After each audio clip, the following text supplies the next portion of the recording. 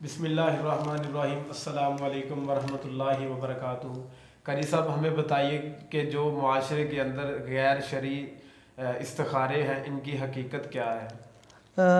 بسم اللہ الرحمن الرحیم۔ بسم اللہ والصلاۃ والسلام علی من لا نبی بعد۔ میرے معاشرے کا المیہ یہ ہے کہ عموماً 90% جو استخارے ہیں وہ غیر شرعی ہیں، اور اس حقیقت سے پردہ اٹھانے کے لیے اس جو ہے نا کوئی بھی تیار نہیں ہے کہ جناب یہ ہمارے استخاروں کو غلط کہا جا رہا ہے۔ دیکھیں، قرآن اور حدیث کے بعد اگر کوئی انسان غلط طریقے پہ چلتا ہے تو اس کی نشاندہی حقیقت سے آگاہی تو ہونی چاہیے نا۔ کچھ لوگ بے خبری میں بیچارے ان لوگوں کا شکار ہو جاتے ہیں جو استخارے کرتے ہیں، جو دور بیٹھے لوگوں کے معاملات۔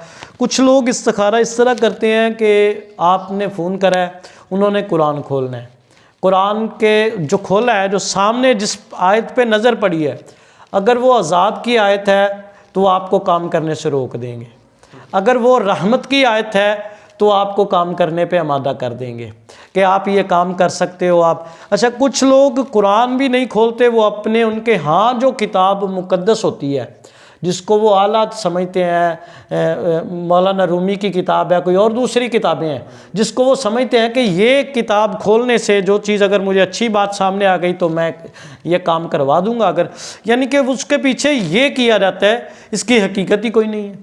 اللہ کے نبی کا کوئی طریقہ نہیں ہے، نہ یہ ائمہ دین سے ہے، نہ صحابہ کرام نے ایسا کیا ہے۔ اچھا، کچھ لوگ آن لائن بیٹھ جاتے ہیں، لوگ کالیں کرتے ہیں، ان سے سوال پوچھتے ہیں کہ استخارہ جو ہے وہ ہمارا کر کے بتلائیں، وہ ٹائم لے لیتے ہیں، یا نام والدہ کا نام، دوسری چیزیں پوچھ لیتے ہیں۔ اب وہ لوگ استخارہ کر رہے ہیں، وہ کرتے ہیں جی اپنے اٹکل پچو لگاتے ہیں، وہ آپ کی پوری ہسٹری لیں گے، ہسٹری لینے کے بعد دیکھیں گے کہ اب ان کو مناسبت کیا ہے، وہ اٹکل پچو۔ بعض بابے جو ہیں وہ خواب کے ذریعے کہ مجھے اگر اس طرح کا خواب آیا تو میں ان کو ہاں کر دوں گا، اس طرح کا آیا تو ہاں نہیں۔ اچھا، کچھ جو اکثر استخارے کرنے والے ہیں وہ شیطانی طاقتوں سے مدد لیتے ہیں، یعنی کہ ان کے کوئی موکلات جو ہیں، ان کے ساتھ جو کام کرنے والے ہیں، جن کے ساتھ انہوں نے ڈیل کی ہے شیطانوں کے ساتھ، ان شیطانوں سے پوچھتے ہیں کہ پتہ کر کے بتاؤ یہ کیسا ہے معاملہ۔ وہ شیطان جو بتا دیتے ہیں، وہ شیطان جھوٹ بولنے والا ہے، شیطان 100% جھوٹ بولتا ہے۔ اگر 100 باتیں کرے گا وہ تقریباً 99 جھوٹ بولے گا، ایک سچ بولے گا۔ تو وہ جو بابے کو بتا دیتے، بابا آگے استخارہ بتا دیتا ہے۔ اچھا، کچھ لوگ کچھ عاملین استخارہ کرنے والے اس طرح استخارہ کرتے ہیں، وہ تسبیح کو پکڑ لیتے ہیں۔ اب تسبیح اگر یوں ہی لی تو میں ان کو کام کی اجازت دے دوں گا، اگر تسبیح یوں ہی لی تو کام کی اجازت نہیں دوں گا۔ اگر تسبیح دائیں طرف آئی تو یہ اچھا استخارہ ہے، یہ کام کر سکتا ہے، تجارت کر سکتا ہے، نکاح کر سکتا ہے، سفر کر سکتا ہے۔ اگر تسبیح بائیں طرف آئی تو میں اس کو منع کر دوں گا۔ وہ تسبیح پکڑتے ہیں اس طرح، اب تسبیح نے تو اس نے تو بھائی ہلنا ہے، بھائی وہ تو لٹک رہی ہے نا، اس نے تو ہلنا ہی ہلنا ہے، وہ دائیں طرف ہل جائے بائیں طرف ہل جائے۔ یار کتنی دقیانوسی ہے، کتنی اللہ کے دین سے دوری ہے۔ اللہ سے ڈائریکٹ مانگنے کی بجائے اس تسبیح پہ جو ہے نا وہ تصور کیا جا رہا ہے۔ یہ بھی سراسر جو ہے وہ تسبیح کے دانوں کے ذریعے استخارہ کروانا یا کرنا، یہ بھی سراسر غلط ہے۔ اچھا، کچھ لوگ کاہنوں، جادوگروں، دست شناسوں، نجومیوں اور جو بیٹھے ہوتے ہیں ان لوگوں سے استخارہ کروانے کے لیے پہنچ جاتے ہیں، اپنا ہاتھ دکھاتے ہیں، کہتے ہیں جی بتاؤ۔ میں آپ کو اپنا ہی ایک واقعہ، میری ایک ملنے والی رشتہ دار ہے، اس نے کال کی کہ قاری صاحب یہ بیٹی کا نکاح کرنا ہے تو ہم اس معاملے میں پریشان ہیں، تو کیا کرنا چاہیے؟ میں نے کہا جی استخارہ کر لو۔ انہوں نے کہا جی ہم تو استخارہ نہیں کریں گے، ہم تو کروائیں گے آپ سے استخارہ کروائیں گے، ہم نہیں کریں گے۔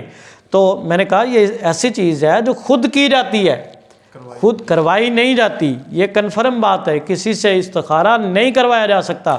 تو کہا جی ان کو یہ پتہ نہیں بھابی ٹائپ لوگ ہیں، کیا مسئلہ ہے؟ جو قرآن کی بات کرے، جو حدیث کی بات کرے، عجیب بات ہے، اس کو بھابی کہہ کے چھوڑ دیا جاتا ہے۔ تو استخارہ جی انہوں نے استخارہ کروا لیا کسی بابے سے، بابے نے کہا جی آپ کا یہ معاملہ بالکل پرفیکٹ ہے، آپ کی بچی کا نکاح بہترین ہے، ستارے مل رہے ہیں، آپ جلدی کیجئے۔ اب انہوں نے جو پرکھنا تھا اگلے بندے کو، جو سرچ کرنی تھی اس کے اوپر، جو اس کو اندر سے دیکھنا تھا کہ اصل ہے کیا، وہ بھی نہیں دیکھا، بابے کی بات پہ عمل کر کے نکاح کر دیا۔ میں اللہ کو گواہ بنا کے یہ کہتا ہوں کہ 3 مہینے کے بعد اس بچی کو طلاق ہو گئی۔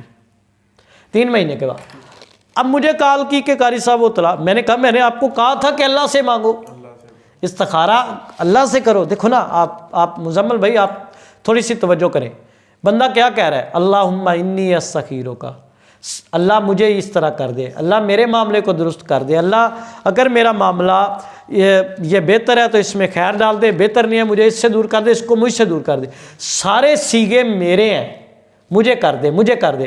اب جو استخارہ کسی اور کے لیے کر رہا ہے وہ تو کہہ رہا ہے اللہ مجھے یہ کام کر، مجھے اس طرف کر دے، مجھ سے اس کو دور کر دے۔ بھائی وہ آپ سے تو دور نہیں ہو رہا، وہ تو مجھ سے دور ہو رہا ہے نا، حقیقت یہ ہے۔ تو اللہ ہمیں یہ توفیق دے، استخارہ ہمیشہ خود کیا جاتا ہے، کسی سے نہیں کروایا جاتا۔